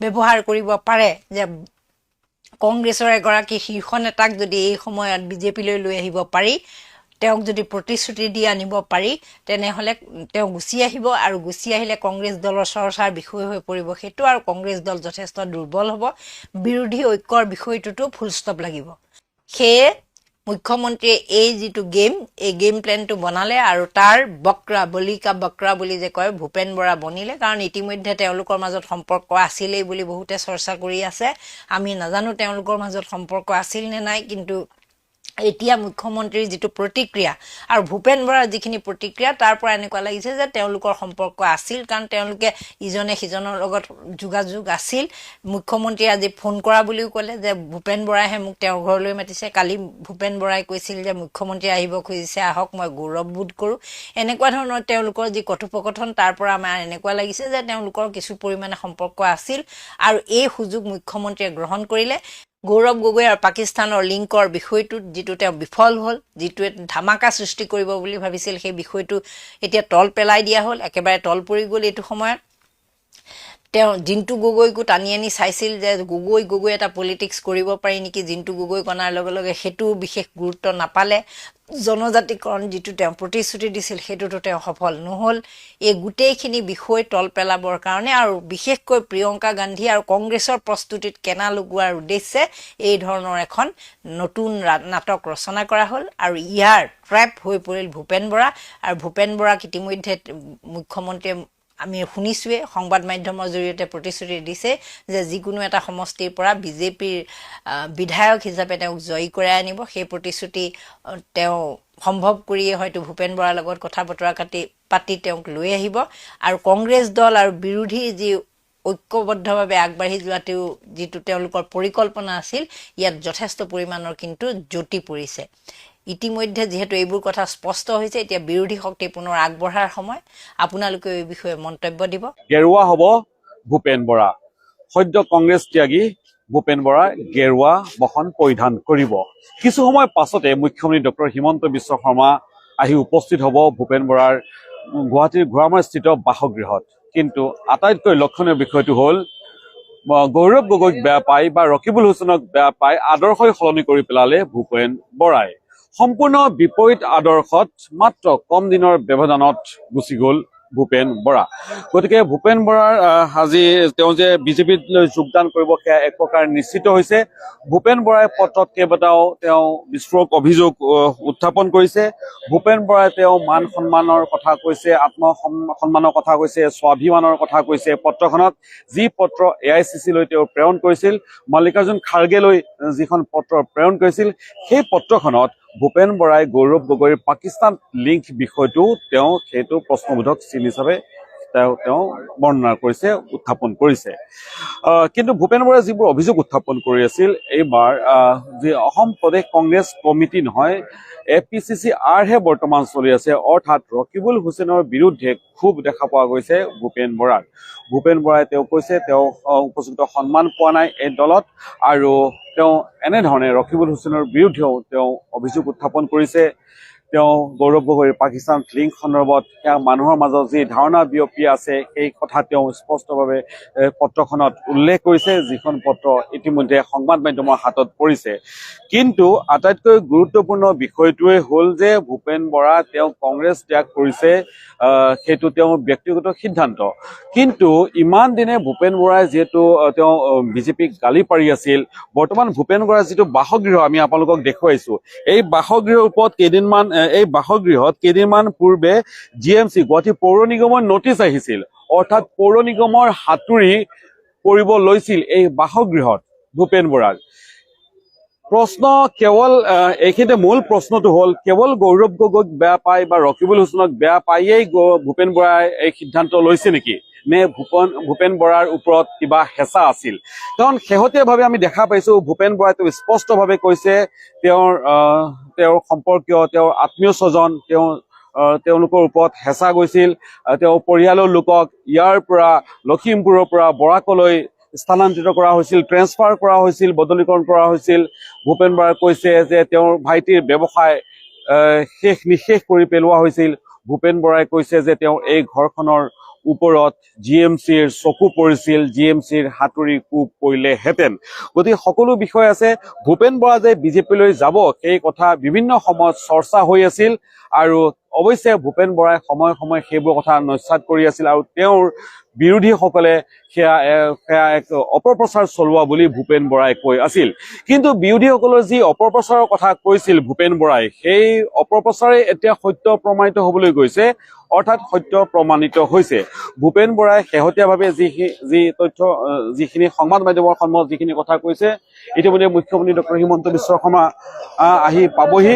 আমি আপোনালোকক প্ৰথমতে কিছু দৃশ্য দেখুৱাই ল'ব খুজিছো, ভূপেন বৰাৰ বাসগৃহৰ কিছু দৃশ্য।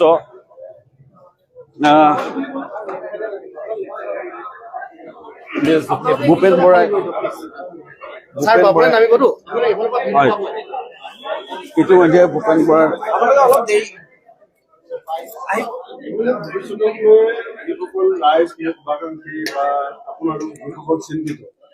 মই তেখেতসকলৰ পৰা আশীৰ্বাদ পোৱাৰ কাৰণেই আজি এটা পৰ্যায়লৈকে আহি পাইছিলোঁ, আৰু আগলৈও তেখেতসকলে নিশ্চয় আশীৰ্বাদ ৰাখিব আৰু মোক শুভেচ্ছা দিব। আৰু মই এটাই কৰোঁ যে মই ভূপেন বৰা মানুহটো ৰাইজে যিমতে দেখিছিলোঁ, ৰাইজে যিমতে পাইছিল, মানুহটো পৰিৱৰ্তন নহয়, পথটো পৰিৱৰ্তন হ'ব পাৰে কিন্তু মানুহটো পৰিৱৰ্তন নহয়।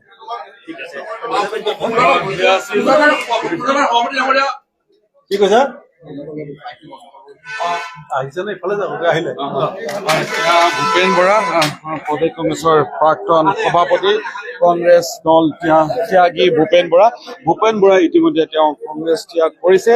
এদিনৰ সময়সীমা লৈছিল তেওঁ সিদ্ধান্ত পুনৰ বিবেচনাৰ বাবে, কিন্তু সেই এদিনৰ সময়সীমা উকলি গৈছে। কোনো সুদুত্তৰ নাপালে ন ভূপেন দা? আপুনি যিখন পত্ৰ দিছিলে কোনো সুদুত্তৰ পাইছিল নেকি? প্ৰত্যাহাৰ কৰিবৰ কাৰণে কৈছে, কিন্তু পদত্যাগ পত্ৰখনৰ সম্পৰ্কত আলোচনা হোৱা নাই। যিবোৰ কণ্ডিশ্যন দিছিলে আপোনাৰ, কণ্ডিশ্যন নহয়, অভিযোগ যিবোৰ দিছিলে সেইবোৰ সমাধানৰ কোনো সিদ্ধান্ত লৈছে নে? কোনো নাই লোৱা। গতিকে আপুনি আপোনাৰ সেই প্ৰত্যাহাৰ নকৰে আৰু সেইটো ফাইনেল হৈ গ'ল সমগ্ৰ বিষয়টো ইতিমধ্যে? আৰু অকণমান দেৰি ৰৈ দিয়ক। মই যিহেতু মুখ্যমন্ত্ৰীগৰাকী আহিছে, তেখেত মুখ্যমন্ত্ৰী হোৱাৰ লগতে এটা দলৰো ডাঙৰ নেতা, তেখেতৰ পৰাও শুনিম। ময়ো যদি কিবা ক'বলগীয়া আছে নিশ্চয় ক'ম, আৰু তাৰপিছত নিশ্চয় আপোনালোক থাকিব অকণমান দেৰি আৰু অলপমান সময়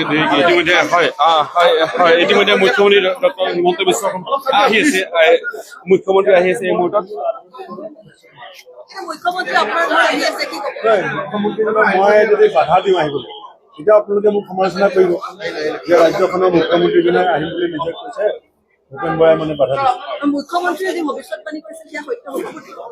মুখ্যমন্ত্ৰীটো আগৰ বহুত ভৱিষ্যতবাণী কৰি আছে,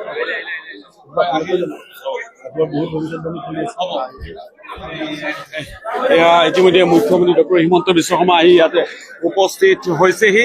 ভূপেন বৰাৰ বাসগৃহৰ সন্মুখত মুখ্যমন্ত্ৰী ডক্টৰ হিমন্ত বিশ্ব শৰ্মা ইতিমধ্যে উপস্থিত হৈছেহি। মুখ্যমন্ত্ৰী ডক্টৰ হিমন্ত বিশ্ব শৰ্মাক দেখা পোৱা গৈছে। এয়া এক প্ৰকাৰ উখল মাখল পৰিৱেশ দেখা পোৱা গৈছে।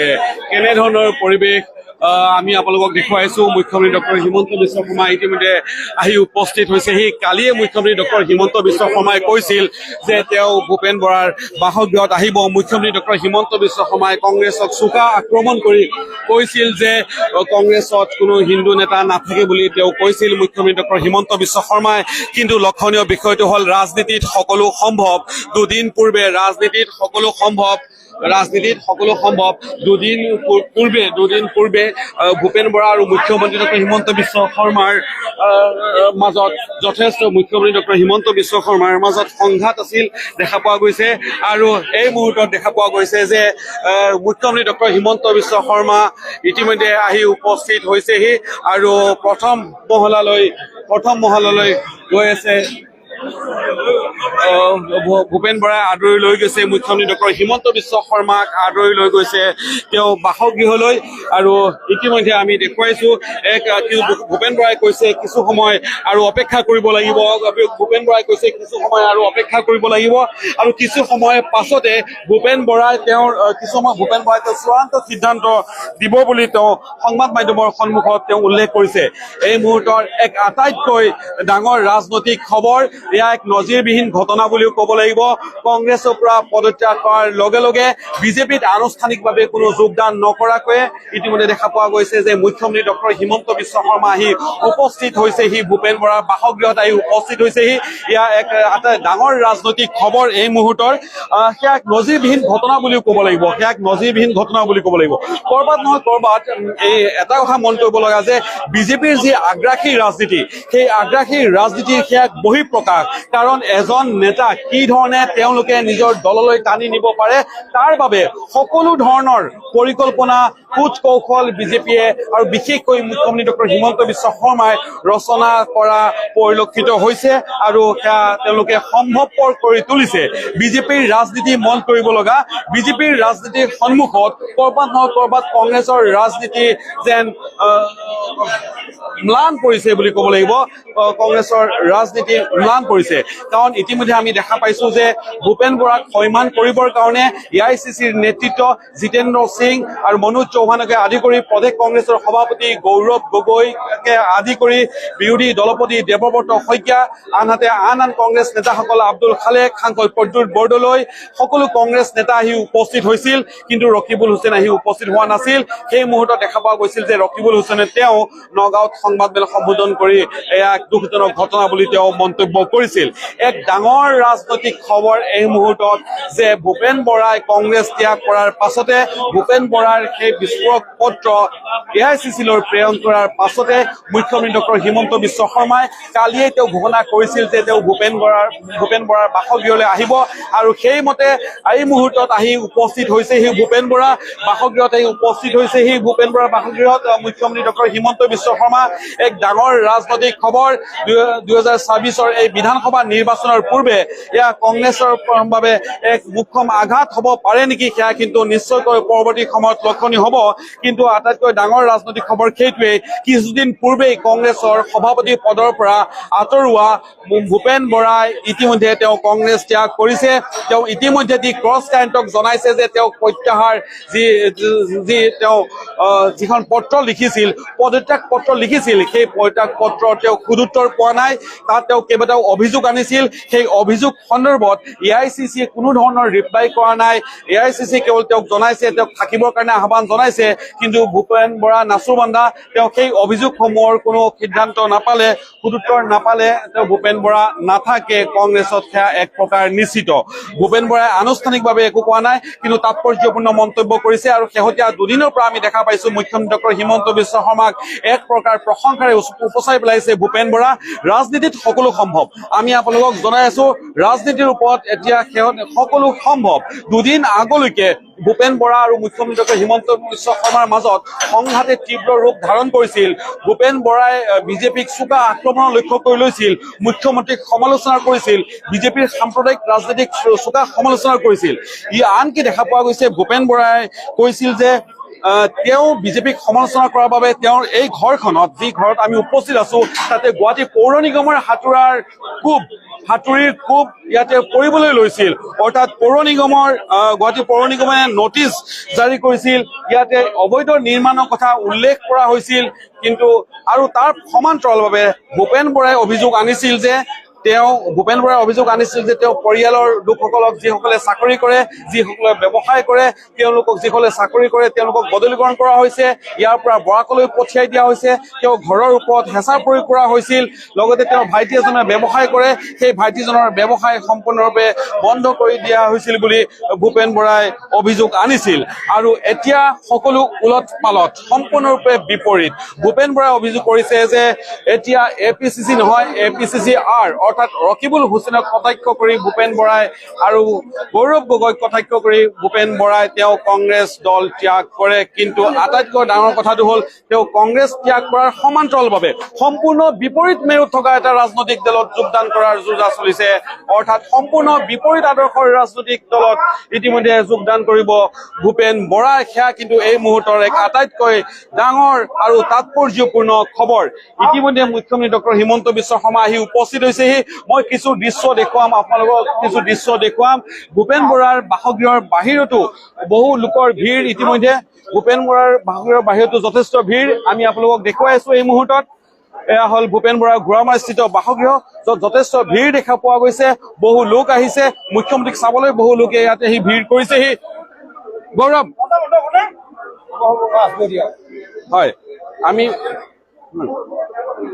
হয় আমি আপোনালোকক দেখুৱাই আছো, এই পৰিৱেশ দেখুৱাই আছো আপোনালোকক। এই মুহূৰ্তত যথেষ্ট ভিৰ হৈছে, ভূপেন বৰা বাসগৃহত যথেষ্ট ভিৰ হৈছে। আমি আপোনালোকক জনাই আছো প্ৰতিটো তথ্য আমি আপোনালোকক জনাই আছো এই মুহূৰ্তত।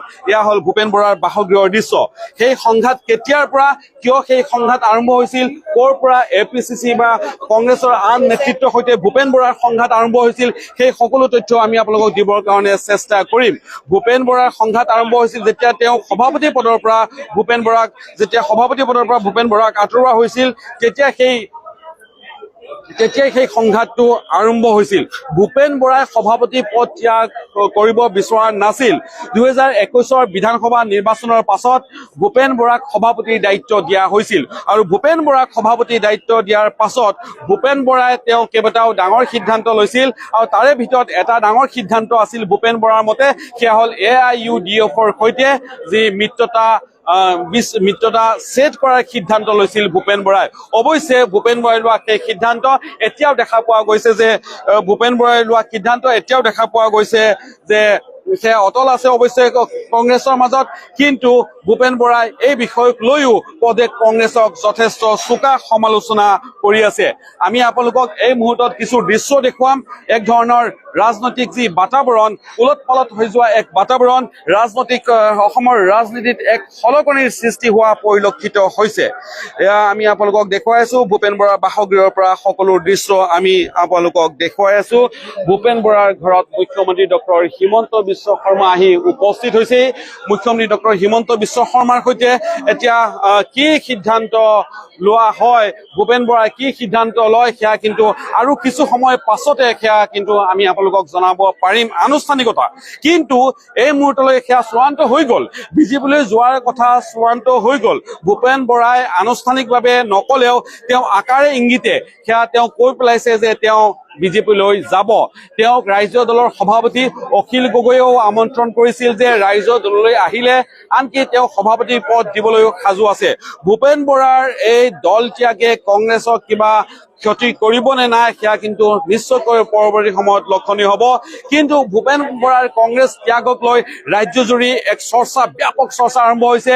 ৰাজনৈতিক মহলত যথেষ্ট খলকনিৰ সৃষ্টি হৈছে। এক প্ৰকাৰ অসমৰ ৰাজনীতিত ধুমুহাৰ সৃষ্টি হৈছে বুলিও ক'লেও ভুল নহ'ব।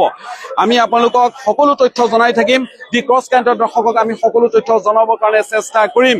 আৰু ভূপেন বৰাৰ সৈতে সাক্ষাতৰ পাছত মুখ্যমন্ত্ৰী ডক্টৰ হিমন্ত বিশ্ব শৰ্মা তেওঁ নামি আহিব। ইতিমধ্যে সাজু কৰি ৰখা হৈছে। আমি আপোনালোকক জনাম, সংবাদ মাধ্যমক সম্বোধন কৰিব। আমি আপোনালোকৰ প্ৰতিটো দৃশ্য দেখুৱাবৰ কাৰণে চেষ্টা কৰিম।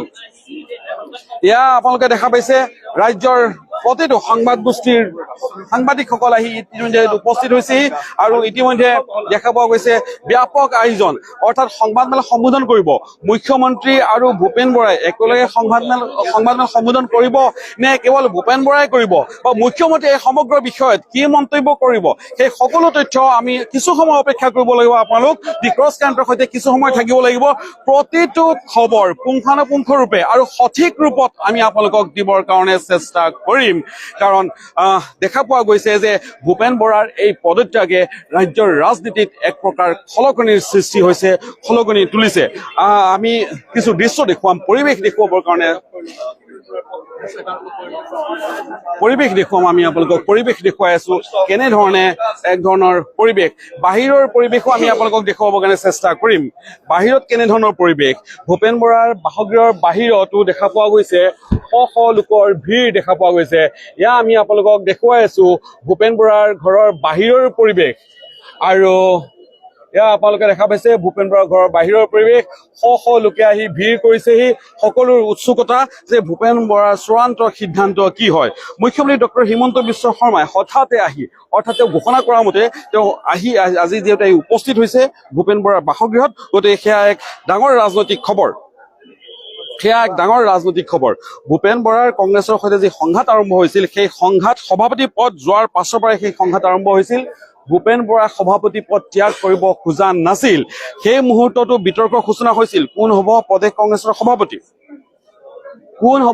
কংগ্ৰেছৰ সভাপতি তাকে লৈ বহু জল্পনা কল্পনা চলিছিল গৌৰৱ গগৈ নে ভূপেন বৰা সেই ৰাজনৈতিক যি পৰিক্ৰমা চাবলৈ যদি যায় আপোনালোকে মন কৰিব ৰকিবুল হুছেইনে 20 গৰাকী বিধায়কৰ কংগ্ৰেছী বিধায়কৰ চহী লৈ তেওঁ দিল্লী গৈ পাইছিল 20 গৰাকী কংগ্ৰেছ বিধায়কৰ চহী লৈ গৌৰৱ গগৈক তেওঁলোকে সভাপতি পদত অধিষ্ঠিত কৰিছিল অৰ্থাৎ এআইচিচিয়ে গৌৰৱ গগৈক সভাপতি হিচাপে নিযুক্তি দিছিল এআইচিচি কিয় গৌৰৱ গগৈক সভাপতি হিচাপে নিযুক্তি দিছিল ইয়াৰ আঁৰৰ কাৰণ কি আছিল কাৰণ 21ৰ নিৰ্বাচনৰ পাছত যেতিয়া ভূপেন বৰাক অসম প্ৰদেশ কংগ্ৰেছ কমিটিৰ সভাপতি হিচাপে নিযুক্ত কৰা হৈছিল তাৰ পাছত একেৰাহে কোনো এটা নিৰ্বাচনতে ভূপেন বৰা তেওঁ সফল হ'ব নোৱাৰিলে সেই সময়ত ভূপেন বৰাই দলটো ঠিকেই ধৰি ৰাখিলে কিন্তু কোনো এটা নিৰ্বাচনতে তেওঁ বৰ বেছি সফলতা লাভ কৰিব নোৱাৰিলে বহু সময়ত ভূপেন বৰাই কেতিয়াবা ৰাজনীতি ত্যাগ কৰিব নেকি ভূপেন বৰাই গেৰুৱা বসন পৰিধান কৰিব নেকি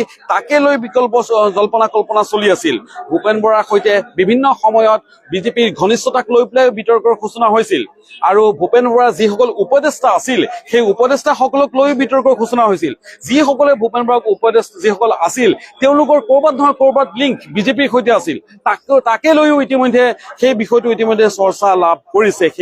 চৰ্চা লাভ কৰিছে যেতিয়া তেওঁ সভাপতি পদৰ পৰা আঁতৰাই দিয়া হ'ল তেতিয়া ক্ষুব্ধ হৈ পৰিল ভূপেন বৰা তেওঁ দিল্লীত নাথাকি সেই সময়ত তেওঁ ক'ৰবালৈ গুচি গ'ল দুদিনমান তেওঁক লগ পোৱা নগ'ল তেওঁ ক'ৰবাত তেনেকুৱা তেওঁ দুদিনৰ পৰা প্ৰায় নিৰুদ্দেশ হৈ থাকিল বা সংবাদ মাধ্যমৰ পৰা আঁতৰি থাকিল সভাপতি পদত যেতিয়া গৌৰৱ গগৈক সভাপতি হিচাপে নিযুক্তি দিয়া হ'ল সেই মুহূৰ্তলৈকে ভূপেন বৰাই গৌৰৱ গগৈক আদৰণি জনালে কিন্তু অত্যন্ত শেহতীয়াভাৱে দেখা পোৱা গৈছে যি বিতৰ্কৰ সূচনা হৈছিল সেই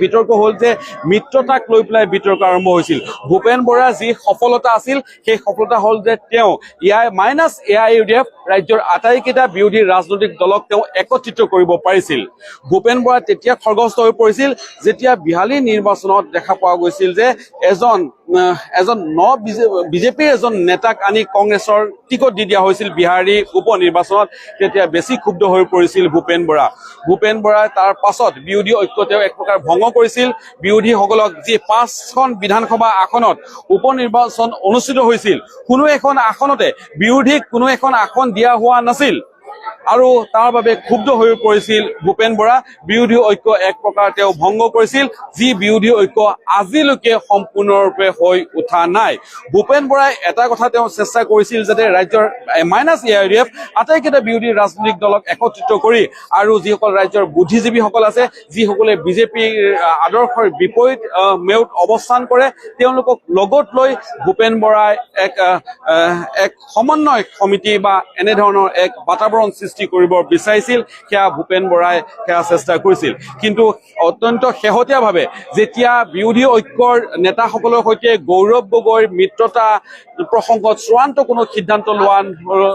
যেতিয়া সিদ্ধান্ত ল'বলৈ সময় গৈ আছে যেতিয়া তেওঁলোকে ল'ব পৰা নাই তেনে এটা সময়ত ভূপেন বৰাক প্ৰথমতে দায়িত্ব দিয়া হৈছিল যে মিত্ৰতাৰ প্ৰসংগত কথা আগবঢ়াবৰ কাৰণে তেওঁক দায়িত্ব দিয়া হৈছিল কিন্তু দেখা পোৱা গৈছিল যে ভূপেন বৰাৰ তাৰে সমান্তৰালভাৱে ভূপেন বৰাৰ সৈতে ৰকিবুল হুছেইনকো লগ দিয়া হৈছিল অৰ্থাৎ ৰকিবুল হুছেইনৰ অবিহনে মিত্ৰতাৰ প্ৰসংগত কোনো কথাই আগবঢ়াব নোৱাৰিব ভূপেন বৰা কিন্তু ভূপেন বৰা আৰু ৰকিবুল হুছেইনৰ মাজত সংঘাত স্পষ্ট আছিল ইমান সংঘাত ইমান দূৰলৈকে গুচি গৈছিল যে ভূপেন বৰা আৰু ৰকিবুল হুছেইনৰ মাজত মাত বোলেই নাছিল গতিকে দুজন মাত বোল নথকা নেতাক লৈ পেলাই বিৰোধী ঐক্যৰ মিত্ৰতা আৰু বা আলোচনা কেনেধৰণে সম্ভৱ সেয়া সম্ভৱ হ'লহেঁতেন নে নাই তাকে লৈ প্ৰশ্নবোধক চিহ্ন থিয় দিছিল ভূপেন বৰাই তেওঁ স্পষ্টভাৱে জনাই দিছিল যে ৰকিবুল হুছেইনৰ সৈতে তেওঁ কোনো আলোচনাত নবহে গতিকে সেই গোটেই মিত্ৰতা তেওঁ আগবঢ়াই নিব নোৱাৰে সমান্তৰালভাৱে দেখা পোৱা গৈছিল যে বিগত সময়ছোৱাত বৰ্তমানৰ যি পৰিৱেশ সেই পৰিস্থিতিৰ প্ৰতি লক্ষ্য ৰাখি ভূপেন বৰাই উজনি অসমত ৰকিবুল হুছেইনৰ প্ৰৱেশ বা ৰকিবুল হুছেইনৰ যাত্ৰা তেওঁ তাতে তেওঁ বিচৰা নাছিল শেহতীয়াভাৱে মাজুলীত গৌৰৱ গগৈৰ সৈতে ৰকিবুল হুছেইনৰ যি যাত্ৰা তাতো আপত্তি দৰ্শাইছিল ভূপেন বৰাই কিন্তু ভূপেন বৰাৰ সেই আপত্তিও নৰজিল আৰু অৱশেষত কালি পুৱা 8 বজাত ভূপেন বৰাই ৰাজ্যত খলকনিৰ সৃষ্টি হ'ব পৰা তেওঁৰ যি পত্ৰখন পদত্যাগ পত্ৰ তেওঁ AICC লৈ দাখিল কৰিছে মল্লিকাৰ্জুন খৰ্গে কংগ্ৰেছৰ ৰাষ্ট্ৰীয় অধ্যক্ষ KC বেণুগোপাল আৰু ৰাহুল গান্ধীলৈ লিখা সেই পত্ৰখনত তেওঁ কেইবাটাও গুৰুতৰ অভিযোগ আনিছে তেওঁ মান সন্মান হেৰুওৱা আত্মসন্মান হেৰুওৱা স্বাভিমান হেৰুওৱা বুলি তেওঁ অভিযোগ আনিছে তেওঁ গৌৰৱ গগৈৰ পাকিস্তান লীগ সন্দৰ্ভত গৌৰৱ গগৈয়ে দীৰ্ঘদিন মৌনতা অৱলম্বন কৰা বিষয়টো তেওঁ পত্ৰখনত তেওঁ লিখিছে ভূপেন বৰাই আৰু এই সমগ্ৰ বিষয়টোত গৌৰৱ গগৈয়ে ৰাইজক পতিয়ন নিয়াব পৰাকৈ কোনো ধৰণৰ স্পষ্টীকৰণ দিব পৰা নাই বুলি ভূপেন বৰাই উল্লেখ কৰিছে কিন্তু কালিৰ দিনটো দেখা পোৱা গৈছিল যে গৌৰৱ গগৈ আহি উপস্থিত হৈছিল প্ৰদেশ কংগ্ৰেছৰ সভাপতি প্ৰাক্তন সভাপতি বা কংগ্ৰেছ ত্যাগী ভূপেন বৰাৰ ঘৰত আহি উপস্থিত হৈছিল গৌৰৱ গগৈয়ে কৈছিল তেওঁ ক্ষমা বিচাৰিছিল ৰাজহুৱাভাৱে এইক্ষেত্ৰে মন কৰিব লগা কথা যে গৌৰৱ গগৈ প্ৰদেশ কংগ্ৰেছৰ সভাপতি হোৱা স্বত্তেও ৰাজহুৱাভাৱে সৰু ভাইটি হিচাপে মই ভূপেন বৰাক যদি আমাৰ ফালৰ পৰা বা গৌৰৱ কোনো ধৰণৰ তেওঁ আঘাত পাইছে তেতিয়াহ'লে তেওঁ ক্ষমা কৰি দিব লাগে বুলি ৰাজহুৱাভাৱে সংবাদ মাধ্যমৰ সন্মুখত গৌৰৱ গগৈয়ে ক্ষমা বিচাৰিছিল কিন্তু সেয়াও নৰজিল ভূপেন বৰাই তেওঁ যি চূড়ান্ত সিদ্ধান্ত সেয়া লৈ পেলালে কৰবাত নহয় কৰবাত অনুমান হয় ভূপেন বৰাই এই সিদ্ধান্ত পূৰ্বেই লৈ পেলাইছিল নেকি কাৰণ কালি ৰাহুল গান্ধীৰ সৈতে আৰু সোনিয়া গান্ধীৰ সৈতেও ভূপেন বৰাৰ টেলিফোনত তেওঁ কথা হৈছিল গতিকে আৰু কিছু সময় যাব মুখ্যমন্ত্ৰী ডক্টৰ হিমন্ত বিশ্ব শৰ্মাই ইতিমধ্যে তেওঁ ভূপেন বৰাৰ বাসগৃহত তেওঁ আছে তেওঁ ভূপেন বৰাৰ সৈতে তেওঁ কথোপকথন কৰি আছে আলোচনাত বহিছে আৰু সেই আলোচনাৰ অন্তত আৰু কিছু সময়ৰ প্ৰয়োজন হ'ব আৰু সেই আলোচনাৰ অন্তত আনুষ্ঠানিকতা হয়তো সম্পন্ন হ'ব আৰু আনুষ্ঠানিকতা শেষ হোৱাৰ পাছত হয়তো আনুষ্ঠানিক বক্তৃতা আগবঢ়াব মুখ্যমন্ত্ৰী ডক্টৰ হিমন্ত বিশ্ব শৰ্মা আৰু ভূপেন বৰাই আমি আপোনালোকক প্ৰতিটো খবৰ পুংখানুপুংখৰূপে আৰু শুদ্ধ আৰু সঠিক ৰূপত দি থাকিম আপোনালোকে চাই থাকিব লাগিব দি ক্ৰছ কাৰেণ্ট